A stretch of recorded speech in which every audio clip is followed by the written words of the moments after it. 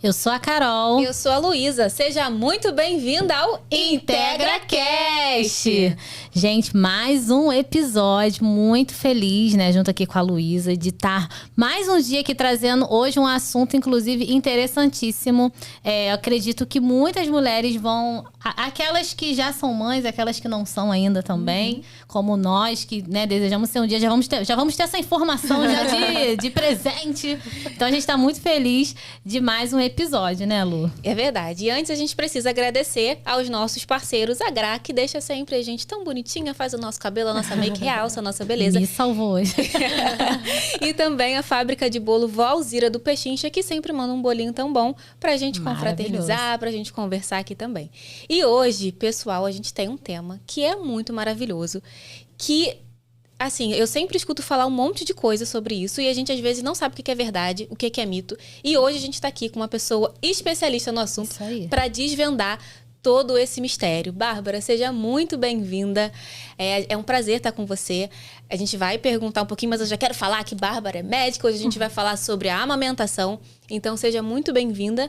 E a gente vai querer saber um pouquinho da tua história, né? Conta um pouquinho pra gente como foi que você se inseriu na medicina, como foi que você escolheu ser pediatra e por que você fala tanto também de amamentação. Muito obrigada, Luísa, Carol. Eu acho que desde pequena, vendo meu pai era bombeiro e essa questão da saúde, de ajudar o outro, do cuidado, sempre me chamou muita atenção. Então, ao longo aí da minha caminhada, eu fui pensando, pesquisando e acabei entrando na medicina. E na medicina eu tinha certeza que eu ia ser obstetra. Eu passei, assim, a minha adolescência, durante a faculdade inteira, achando que eu faria obstetrícia. E comecei a frequentar na faculdade, né, nas partes práticas, fazia sala de parto, e aí eu me apaixonei pela neonatologia, né? Que ali naquele ambiente do parto e os cuidados com o bebê e todo esse cuidado com a mãe, bebê, o que vai ser feito depois com esse recém-nascido. Isso tudo me chamou muita atenção e eu resolvi fazer pediatria para poder fazer neonatologia. Ai, que legal. E conta assim, você fala muito sobre a amamentação ali no teu Instagram, né? Dá entrevista sobre isso, faz live, que eu vi que você tá fazendo bastante live sobre isso. E existem muitos mitos, né, em torno desse assunto. Fala um pouco sobre esse aleitamento exclusivo, se é realmente necessário, até qual idade, como é que tem que ser isso aí para as mamães e para os bebês, né, claro?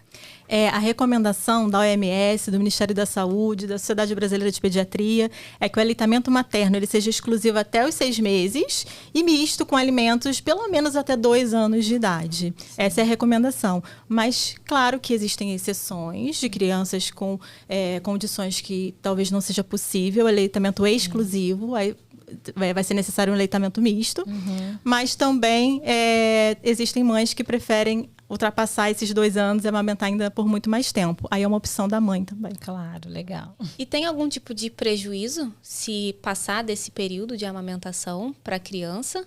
Como é que funciona isso? Não tem prejuízo. É uma questão realmente muito pessoal né, da vivência da mãe com aquela criança.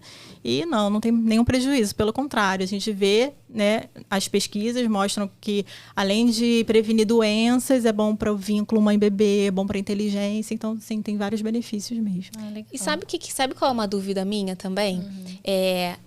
Eu sempre escutei muitas mães, muito um discurso assim, bota a criança no peito que ele já vai saber ali o que fazer, né? Como se fosse algo muito instintivo. Isso é um mito ou isso de fato é uma realidade, né? Porque eu percebo que tem muitas mães que têm essa dificuldade.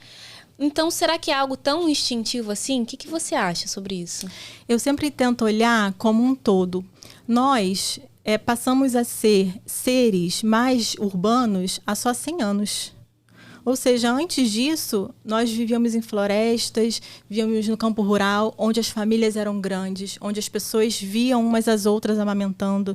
Então, era muito mais instintivo, né? Instintivo para qual mulher? Se for para aquela lá, que tinha todo esse acesso, que via, que olhava, caminha por um lado. Agora você pensa, a gente vive confinado em apartamentos, né? Cada um na sua casa. Quando você vê uma mulher amamentando, às vezes ela cobre, né, com timidez, ou mesmo você não quer olhar para não constranger. E aí, muitas vezes eu encontro na maternidade pessoas que verbalizam isso. Eu nunca vi ninguém amamentando. Então, não sabe nem a posição que fica o bebê, não sabe nada.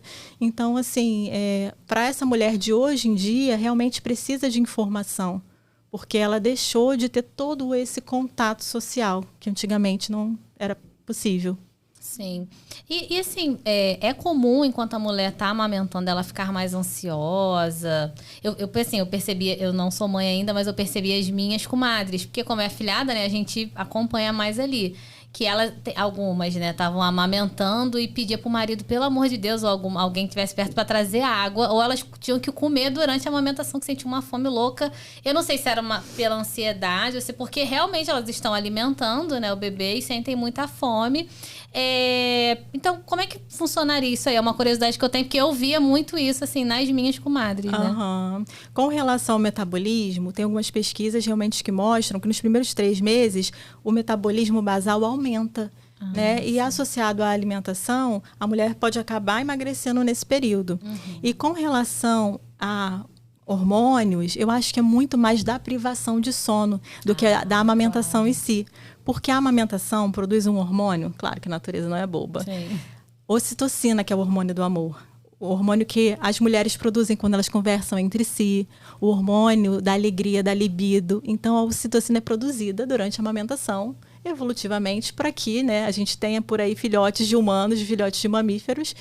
E esse mecanismo natural faz com que ela tenha, assim, bem-estar, relaxamento e engaje mais tempo até essa amamentação. Sim, muito legal. E sabe o que eu percebo também? A Carol falou das comadres dela. Sim. Minha família é uma galera que não é muito grande, a minha família, mas é um povo que gosta de fazer um filho.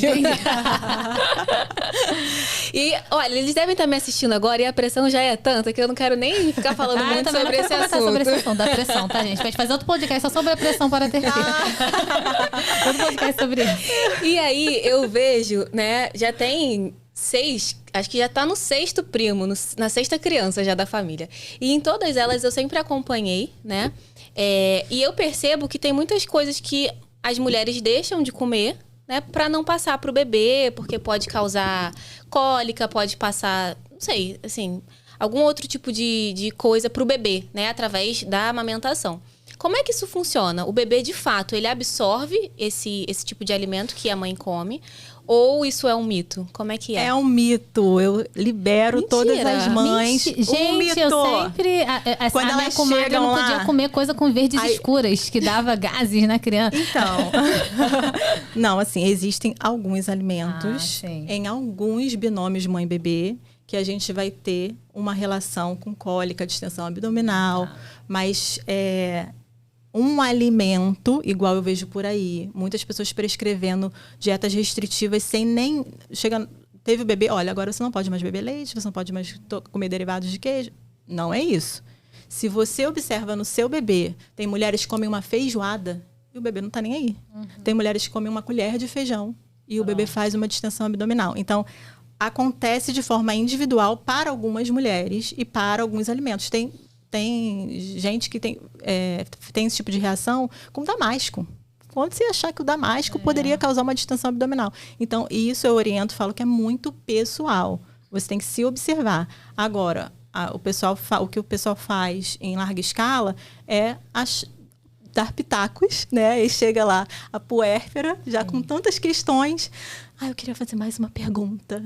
Eu posso comer pizza? Eu posso comer o japonês? Você pode comer tudo. Antes dela falar, eu fico, pode. Tá vendo? Aí fica catucando o marido, catucando a sogra, a mãe.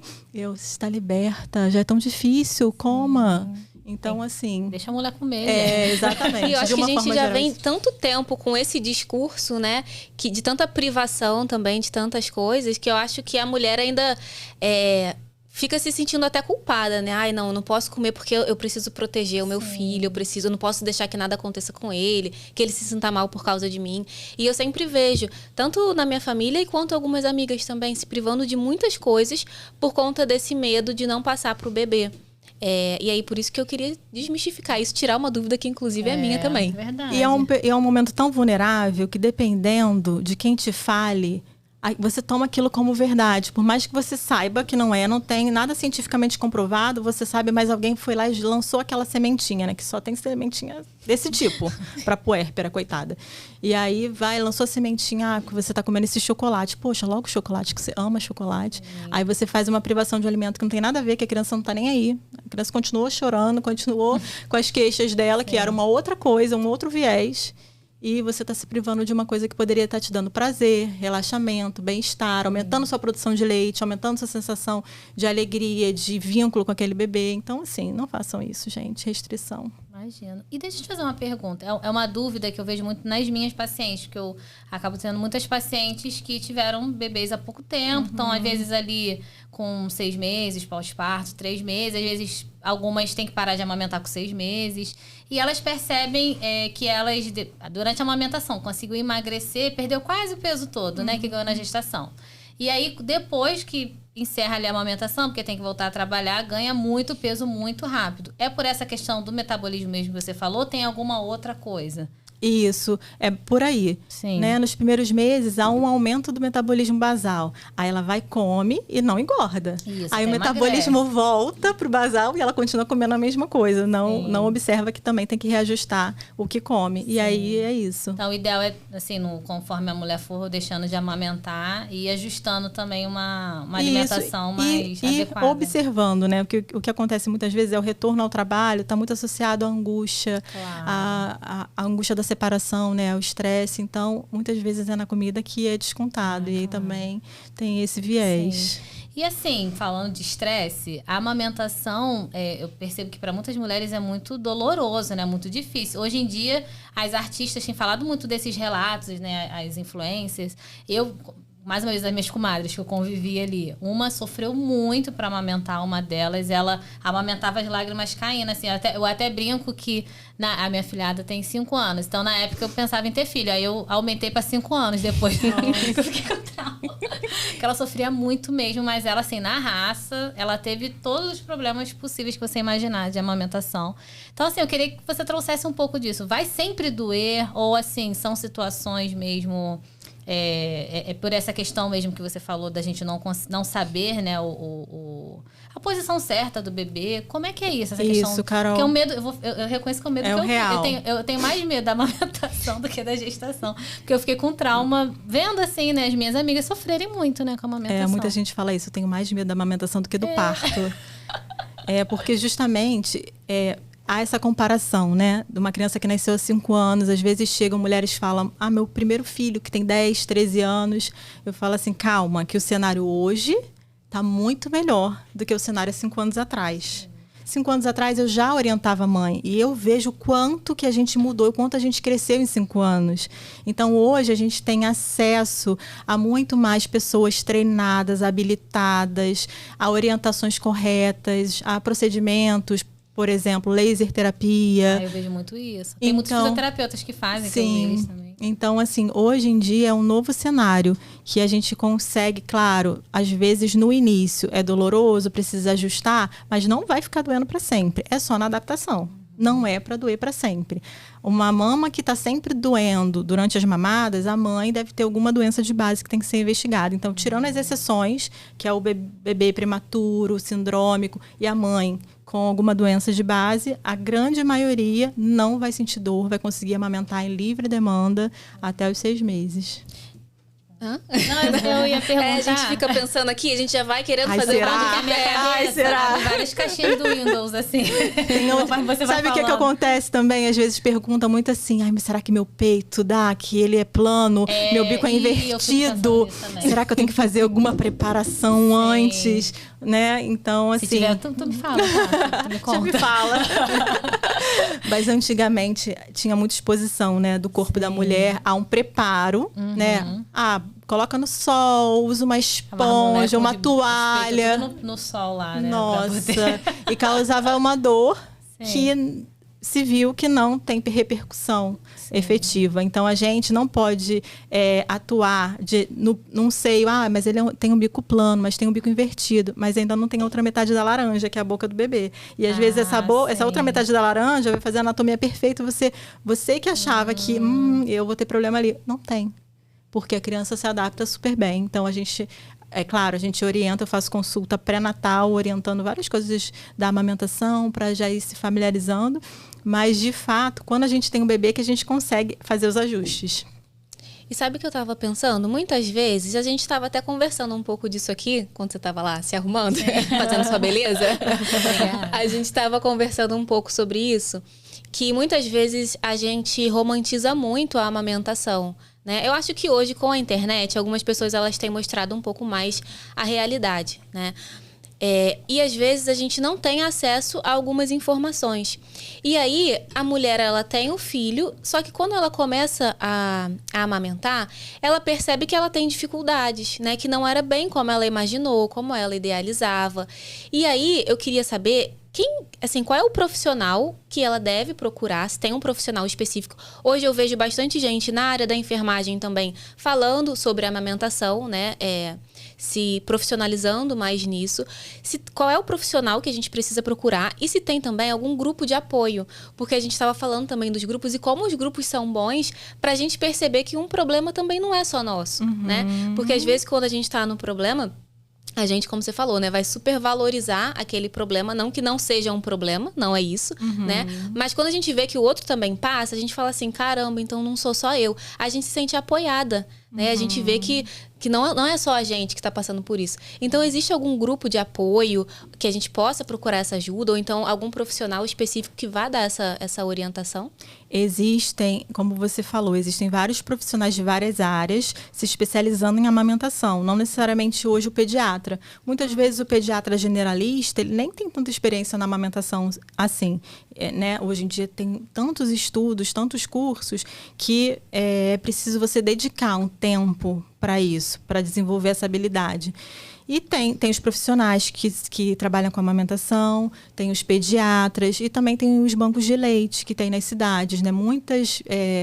Quando você tem a informação, você consegue ir atrás tem alguma coisa errada, eu tenho que descobrir. Às vezes é através de um pediatra, o pediatra não conseguiu muito. Aí você pode tentar uma consultora de amamentação, por indicação, que também pode ir na sua casa, fazer o laser, fazer a pega correta, te ajudar.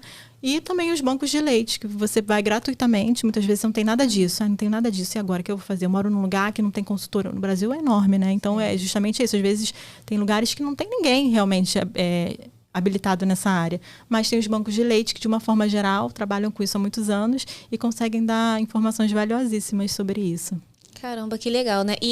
O intuito desse podcast é justamente falar sobre a saúde integral da mulher. E quando a gente entende que a mulher, ela tem diversas fases da vida dela, inclusive, como você falou, né, também, que mora em alguns outros lugares, e pode ser que essa mulher, né, não tem acesso a essa informação, o intuito desse podcast é trazer essas informações de forma global e integral, independente de situação financeira, porque algumas vão poder pagar um pediatra, uma consultora, uma enfermeira, exatamente, alguém para estar junto perto, algumas vão ter uma rede de apoio também, né? Mas existem aquelas que, caramba, eu nem estava esperando que essa criança nasceu, vamos lá, e agora o que eu vou fazer? Então, é legal a gente passar essa informação, porque a gente percebe que existem diversas possibilidades de uma forma integral. Olha, se você não tem recurso financeiro agora, não tem problema. Você não vai deixar de ser ajudado e ser assistida. Vai num banco de leite que lá eles vão poder te orientar. Isso. Ou então você tem um recurso um pouco melhor, contrata uma consultora de amamentação, ou então vai buscar uma ajuda médica. Isso também é legal, né? E por isso que a gente sempre tenta fomentar aqui essas informações, porque pra gente a gente é da área da saúde também, mas ainda assim a gente não sabe de muitas coisas, né? E principalmente pra gente conseguir disseminar essa informação em diversas esferas da nossa sociedade, tanto pra quem tem os recursos e quanto pra quem é aquela mãezinha que já tá assim, meu Deus, eu não sei mais o que fazer, dói muito, essa criança não mama, e aí a gente vai tendo um monte de outros problemas, né? E existe solução, só que às vezes a gente não tem informação para conseguir resolver esse problema. Ou tem desinformação, né? Que quantos e quantos anos a gente não passou assistindo na televisão que o leite era fraco, que era melhor dar a fórmula, né? Hoje no Brasil a gente tem uma realidade que não é a maioria que amamenta exclusivamente até os 6 meses. Olha só, um alimento que ele tem propriedades imunológicas, um alimento que não consegue ser imitado, que ele muda do início e do final da mamada, de manhã para de noite. que se a criança está doente, ele produz substâncias bioativas. Um alimento que é um organismo vivo. E ninguém vai imitar isso nunca. E a minoria tem acesso a isso. Por conta de informação, porque se sente invalidada, porque, mas eu não vou conseguir manter a amamentação, aí dá a fórmula e substitui. Porque a amamentação, eu falo assim, a amamentação de sucesso, até 6 meses, pode ser privilégio da maioria. Mas claro que tem as exceções. Pessoas que vão precisar complementar. E mesmo essas pessoas têm amamentação de sucesso, sim. Né? Porque vão precisar complementar porque fez uma cirurgia de mama redutora e perdeu parte do tecido mamário e vai precisar complementar e às vezes se sente um pouco inferiorizada porque, mas meu leite é fraco porque eu tô tendo que dar fórmula. Não. Se você pegar um copo de leite materno e um copo de leite de fórmula, gente, o leite materno, mesmo sendo uma proporção menor, ele ainda tem propriedades, organismos vivos ali trabalhando em prol da saúde daquele bebê. Então, assim, algo incrível. E é de sucesso, sim. Mista, é de sucesso, sim. Exclusiva para quem pode, é de sucesso, sim. E eu acho que a gente tem que falar mesmo para que a gente alcance tantas pessoas por aí que estão sendo confundidas, desinformadas, né? Sim. Inclusive, você falou aí da prótese, né, de silicone. Fiquei um pouco preocupada aqui agora, porque atrapalha, a prótese de silicone atrapalha a amamentação. Não, só ter a prótese. Acredito que a mastopexia sim, né? Porque deve cortar um pouco não, deve cortar os ductos. Mas a prótese de silicone atrapalha também? Tem algumas condições que diminuem a produção de leite, né? Como a redução de mama, como a hipoplasia mamária. O que acontece é que, às vezes, a paciente que coloca a prótese, ela tinha uma hipoplasia mamária antes. Sim. E aí a gente às vezes tem que olhar foto de antes. Será que não tinha uma mama muito pequena? Será que não já tinha uma hipoplasia mamária? Mas vamos dizer que não. Era uma mama que não tinha hipoplasia, mas que ela colocou a prótese. Dependendo de como é colocada a prótese, né, tem cirurgias diferentes, pode lesar menos ou mais ductos, né? Mas ele também pode recanalizar. Também não é um atestado ele vai, né, ele é capaz de recanalizar. O que acontece com a prótese no primeiro filho é que aquela tensão da mama não encaixa na boca do bebê, porque uma mama anatômica, ela entra direitinho e se projeta para a parte superior da boca do bebê. E a com prótese não consegue. A maioria das vezes no primeiro filho ainda não consegue. A gente tem que dar um ajustezinho, diminuir aquela tensão e aos poucos aquela mama vai se modificando. Entendi. E geralmente dá tudo certo. Ai, que bom. Que bom. E sabe qual é uma outra dúvida minha? Porque eu sempre... Até você falou das novelas, eu fiquei pensando, talvez seja até uma coisa, sei lá, da novela que a gente já viu, que a gente aprendeu. Mas eu tenho a lembrança de amamentação, as mães sempre trocando as mamas. Bota aqui, aí depois, não, agora tem que ser igual, agora tem que mamar aqui. Isso é mito? Precisa mamar nas duas mamas? Ou isso não precisa ser feito? O ideal é que você ofereça as duas mamas a cada mamada. Mas às vezes isso não é possível. Às vezes a mulher produz tanto leite que mama uma mama e a criança já capota ali e não tem como você acordar para colocar no outro lado. Então eu costumo dizer que, de uma forma geral, ao longo do dia, você tem que equilibrar a oferta dessas duas mamas. Entendi. Essa é uma dúvida, porque eu te falei da galera da minha família, né? Boa galera. Do primeiro que nasceu até esse, já mudou muita coisa. E eu vejo que isso também mudou. Às vezes elas só dão uma, e aí depois de um tempo dá outra. Eu que fico com essa dúvida, se realmente tinha. Mas o ideal é, sim, oferecer as duas a cada mamada, né? Pega uma, aí mama, aí quando já sente que já murchou, e aí vai para outra e mama outra. Aí dá uma pausa, coloca o bebê para rotar, para dormir, para brincar. Quando voltar, volta sempre da última que você ofertou. Para mamar aquele leite posterior, que é rico em gordura, e para depois ir para outra. Então, geralmente tem que oferecer as duas mamas, sim. E assim, uma polêmica agora. Você, como pediatra, o que você acha da chupeta, da mamadeira? Qual a tua opinião sobre isso? Porque o que eu vejo muito é que às vezes dá a chupeta pro neném não querer ficar mamando toda hora, não querer fazer o peito de chupeta. Eu ouço muito isso, né? tá fazendo meu peito de chupeta. Então bota a chupeta ali pra criança não querer ficar. Isso. Às vezes não tá... Não sei se é verdade, né? Às vezes não tá mamando mesmo. Só tá assim, tipo... só quero ficar aqui. Um apego emocional, às vezes, né? O que você acha sobre isso? Qual a tua opinião sobre isso? Eu costumo ensinar outras formas da gente... depois que o bebê mamou efetivamente no peito, depois que o bebê tá naquela sucção não nutritiva, que as pessoas chamam de chupetar. Isso. Tá tudo bem. Se a mãe tiver, tá com ele ali, mas a mãe já tem o conhecimento, já sabe que não está mamando efetivamente, não é nutritiva, é não nutritiva. Se ela tiver com tempo, tá afim de curtir, beleza. Agora, se ela precisar tomar um banho, comer alguma coisa, né? Agitar alguma coisa dentro de casa, eu ensino algumas técnicas para que ela não use a chupeta, porque a chupeta, a apresentação de bicos, intermediário de silicone, chupeta, mamadeira, faz confundimento de bico e de fluxo e pode levar, sim, ao desmame precoce. Então, a gente tenta o máximo possível evitar. É claro que algumas pessoas vão ter a experiência de falar que, não, comigo não foi assim, né, a mamãe usou chupeta e não aconteceu nada. Mas, assim, muita gente tem e não é imediata. Daqui uns 2 meses... Ai, mas ele começou a brigar com o peito e largou. Mas é porque lá atrás a gente apresentou um bico que era mais fácil para ele, que confundiu ele. Ele faz padrão agora de morder ao invés de sugar. Então, de uma forma geral, a gente tenta evitar, sim. Né? Nenhum profissional, eu acho, que é a favor assim, da chupeta. Né? Claro que é uma opção pessoal. E a gente faz recomendações, a gente não é nosso dever dizer o que vai entrar ou não na vida do nosso filho, mas nenhum profissional, dentista, fono, nenhum vai falar assim, é legal chupar chupeta. Não, é quanto menos melhor, por quanto menos tempo, melhor. Sim.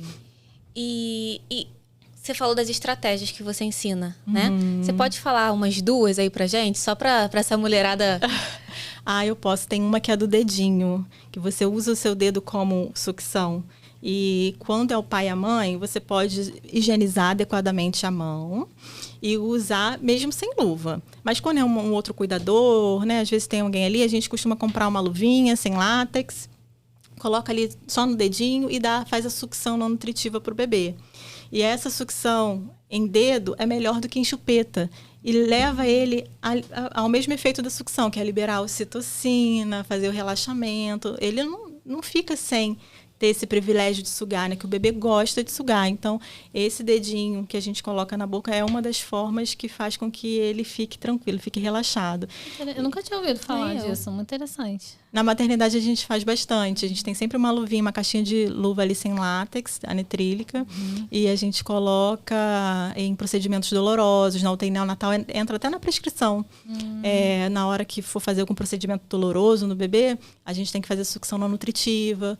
E havendo necessidade de pingar umas gotinhas de glicose ou o próprio leite materno para poder fazer ele relaxar, se acalmar. Interessante, muito interessante. Caramba. Gente, por isso que eu amo esse podcast aqui, gente, que é muita informação que a gente traz. E deixa eu te perguntar uma outra coisa. Eu já ouvi falar que a amamentação ela diminui o risco de câncer de mama. Isso é um mito ou isso de fato é real? É real. Ela faz uma reciclagem no material genético e reduz realmente o risco de câncer de mama, ovário. As mulheres que têm aquela pré-diabetes, aquela diabetes gestacional, as mulheres que amamentam têm esse quadro. E amamentam têm menos riscos de desenvolver mais à frente. Então, tem vários benefícios para a mulher também. Poxa, isso aí eu nem imaginava. Mas o benefício é enquanto está amamentando? Quanto mais tempo amamentar, entendi. mais existe esse benefício a longo prazo. Muito interessante. Pô, de verdade, nunca tinha ouvido falar. Eu acho que isso é o que a gente descobriu. Deve ter muito mais, né? Sim. Uma coisa tão fisiológica, tão maravilhosa, com tantos benefícios para o bebê, com certeza para a mãe também. Imagina, a mãe que infelizmente não consegue amamentar no peito, ela fica muito ligada ao horário, por exemplo, das mamadas, tem que amamentar de 3 em 3 horas, fica, mas o leite artificial pode dar mais otite, o leite artificial pode dar mais engasgo, por causa do dispositivo também. E a mãe que amamenta não é em livre demanda, é algo mais fisiológico, é totalmente adaptativo, então... É natural. É natural, então acredito que é isso, assim, a nossa evolução vem a nosso favor. Às vezes a gente quer ter o controle, né, como os aplicativos de celular, às vezes, sabia que tem aplicativo para a hora da mamada que marca quantas vezes ela oferece o peito e por quanto tempo. É mesmo? Geralmente são os pais que ficam com esse aplicativo. Aí eles chegam na consulta. Soltou, vai. Oi? Tipo assim, o cronômetro, soltou, vai. Tantos segundos nesse peito aqui, e aquele ali foram alguns minutos. Tá aqui no aplicativo, aí baixa, pega o aplicativo e baixa e fala assim, meu Deus, Não, para com isso, não precisa disso, joga fora, apaga esse aplicativo. Não é para ser orgânico, fisiológico, é para você olhar para a criança, para você sentir. Né? Ela está chorando por fome ou será que ela está com sono? Será que não está com dor? Então, você conseguir estar ali presente faz você conhecer aquele indivíduo, você perceber e ser muito mais responsivo, né, às demandas dele. Tem até uma coisa que... Quando a gente lê esses livros sobre inconsciente, fala muito isso, que o conhecimento está dentro da gente, né? Então, eu acho que a mãe, até o pai ali junto, né? Que convive ali junto, vai entender o que o neném precisa. Não precisa... Claro que é muito importante ter orientação, né? Mas acho que você pode dizer, até melhor do que isso na tua experiência, que acho que quando a mãe ela se conecta de verdade no olhar, no sentir, ela sabe, não, realmente é isso aqui, né? É uma questão intuitiva, né? Ela percebe, né, o que você está falando. Existe uma alteração no organismo da gente que chama edema gravídico. E ele começa lá da gestação e pode durar até 2 anos do bebê. Por quê? Não é para ir para o mental. É para ir para o instintivo, é para ir para o visceral. Então, nossa cabeça, quando está amamentando, quando o bebê ainda é pequeno, não requer raciocínios lógicos. A mulher fica super esquecida. Não sei se vocês têm contato. As minhas pacientes falam muito isso, que elas ficam muito esquecidas. É o edema gravídico que vai até os 2 anos. Porque não é para você ficar racional, não é para você ficar com planilhas, não é para você... É para você ser visceral. Você tá em conexão com aquele outro indivíduo, entendeu? E acho que isso é um desafio para a mulher hoje, porque nós mulheres hoje é aqui, né? É um desafio. Eu tava falando para elas no carro, eu falo, não, porque quando... Eu falando da minha vida presa, eu falei, não, porque quando eu tiver filho, eu tenho que morar perto da minha mãe, porque eu tenho que ter rede de apoio, porque eu já quero voltar a trabalhar, e não sei o quê. Assim, a gente, de fato, às vezes a gente não consegue viver aquele momento, né? Então, isso que você tá falando é super importante, né? De você estar ali de verdade. Eu acredito que a gente possa fazer outras coisas, claro. Sim, mas tá ali pro principal, né? Que é o bebê, né? Eu acho isso incrível. Eu sou pediatra, neonatologista, trabalho com isso, mas na minha primeira filha, eu tomei um sacode. Eu queria, porque como eu tenho a técnica, aquele plug para desligar, demorou muito. Aquele processo para entrar, quando ela nasceu, mamãe não nasceu, né? Estava ali a profissional ainda. Sim. Ela veio pro meu colo, tem freio de língua, pode dar... Eu dei os comandos pra minha amiga, pra minha amiga que tava lá. Assim, Aí ela, ai, para, Bárbara. Ai, para. Você já viu um negócio que eu nem consegui ver no exame físico ainda. Então, eu estava totalmente conectada nisso. Então, foi difícil para mim fazer essa virada de chave. E quando eu escuto mulheres, como uma amiga minha, que é ortopedista, que virou para mim um dia e falou assim, Bárbara, eu parei de seguir as pessoas que estavam falando muito, eu deixei sentir meu corpo. Eu falei assim, que lindo, é isso. Você foi muito mais inteligente do que eu, é isso. Você deixou as suas percepções te guiarem, o seu instinto te guiar. E quando um bebê nasce, ele precisa da mãe. Não é de muita coisa. Às vezes as pessoas se preocupam com enxoval, ir para fora para comprar um monte de coisa. E às vezes, assim, um pouco de informação. O que na verdade, eu preciso saber? Sem excesso. Porque, né, o excesso de... uma vez eu fiz umas perguntinhas lá nos stories que eu falei assim, quando uma mãe estiver no puerpério com problemas de amamentação, o que você faz? Você faz rede de apoio, você faz isso, aquilo, outro, ou você dá um manual de amamentação. Várias pessoas falaram manual de amamentação. Gente, a mulher está no puerpério. Eu faria isso, daria uma... A mulher não consegue dormir, mal consegue comer, mal consegue tomar banho. Ela vai ler manual, ela vai ler manual de amamentação, não vai ler, entendeu? Sim. Então, assim, esse excesso nesse período, você quer que ela faça um curso... Como algumas amigas, tem uma amiga minha que falou assim... Manda o link do Hotmart. Nossa! Faz o curso do Hotmart. Bárbara, fiz um curso de cólica. Mas ela tá com cólica? Não, mas eu já fiz. Falei, meu Deus, se for fazer todos os cursos que são oferecidos hoje na internet... Eu tô me vendo todinha, mãe. Eu já penso assim, não, porque quando eu engravidar, eu vou comprar 5 cursos. Um curso para cada problema. Porque eu sou assim com a vida, né? Mas, e essa desconstrução é difícil, sim, mas ela é possível. Como eu tava falando com ela... Vou começar a terapia já nesse sentido. Tá no cartão. Como eu estava falando com ela, às vezes eu falo para as mães assim, você pensa que você está em alto mar, aquelas ondas batendo, e aí você quer nadar, você quer mostrar que você é atleta, olha só, eu sei nadar. E aí você vai, tenta, e vai caixote, e vai outra. Não dá. Você não pode brigar com a natureza. Naquele momento, você só tem que boiar. Você só tem que sobreviver. só tem que pegar mais um pouco de ar e esperar a próxima onda. Então, em alto mar, você tem que sentir na natureza. E é justamente isso, o puerpério. Então, cada dia, tem dia que vai ser uma tempestade. Tem dias melhores, tem dias felizes. E você tem que ir dançando conforme a música. Tipo em alto mar mesmo. Muito legal isso. Olha, eu acho que a gente pode fazer já a parte 2 desse... Porque tem muita pergunta... Da gente já traz a Priscila junto, já né? Vamos trazer a Priscila, já vamos falar sobre maternidade aqui de forma... muito mais ampla. E Luísa, vamos fazer um curso. Fazer um curso no dia. Cursões da maternidade. Ou ter um filho, né? Claro. Ou ter um filho, né? Deixa tua mãe ouvir isso aí, cara. Em breve, mãe. Bárbara, a gente quer muito agradecer a tua presença. Foi muito agregador pra gente. A gente sempre sai muito transformada aqui. O nosso intuito é sempre levar informação pras mulheres, mas a gente ganha muito quando a gente senta à mesa com mulheres tão incríveis também como você. A gente aprende muito, principalmente porque não é a nossa realidade ainda, então saber disso tudo, saber que a gente vai precisar esperar um tempo, saber que existem estratégias para que a gente lide, meu Deus, até para que a gente lide melhor com essas situações, isso pra gente é muito importante. E pra gente encerrar, vou pedir para você olhar para a câmera do recado e dar um recado breve para as mulheres, para as mamães que estão amamentando ou para aquelas que já estão gestando e vão precisar amamentar. Qual é o recado que você daria para elas? Eu daria um recado muito especial, que é: não diminua sua dor, não minimize seu problema. Se existe alguma questão, procure alguém que seja rede de apoio para você. Muitas vezes, né, a gente não tem isso disponível ao nosso lado, mas procure alguém que com certeza tem alguém que vai conseguir te dar uma orientação, te dar um caminho para você chegar onde você quer chegar. Muito bem, obrigada. Deixa teu Instagram pro pessoal te seguir. Fala aí qual é o teu Instagram.